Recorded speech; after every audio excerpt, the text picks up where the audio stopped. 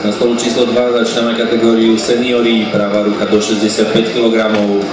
Prezentovalo sa 5 pretekárov: Miroslav Murín, Igor Kubo, Adam Lukačovič, Martin Žihala a Martin Sedláček. Prosím všetkých, aby prišli podporu. Na stole číslo 2 vyhrala Gabriela Solárová. Získala 5. miesto v kategórii dievčat na 60 kg. 6. miesto obsadila Varcholová Jessica.